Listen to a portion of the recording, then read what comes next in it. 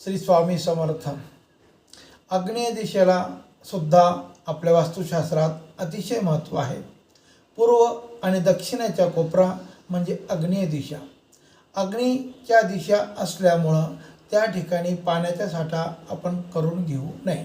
वाहतं पाणी असल्यास एक वेळा चालू शकेल, परंतु हंडा, कळशी किंवा रात्रभर पाणी जर त्या ठिकाणी राहत असेल तर आग्नेय कोपऱ्यामध्ये पाणी असल्यामुळं त्या ठिकाणी वास्तुदोष निर्माण व्हायला वेळ लागत नाही। तेव्हा असा कुठलाही प्रकारच्या पाण्याचा साठा आपल्या आग्नेय दिशेला असेल तर तो ईशान्येलाच करून घ्यावा, अथवा उत्तर भिंतीला जर ठेवला तर त्या ठिकाणी कुठल्याही प्रकारचे दोष लागत नाही।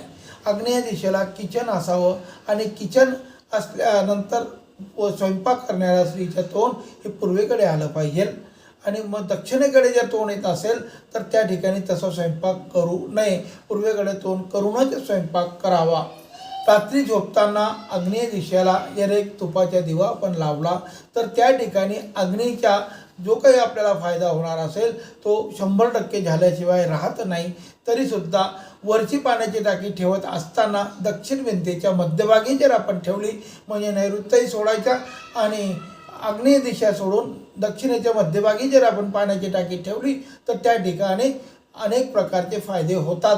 फक्त नैऋत्येला खाली पाणी नसावं, आपण मागच्या व्हिडिओत पण सांगितलेलं आहे।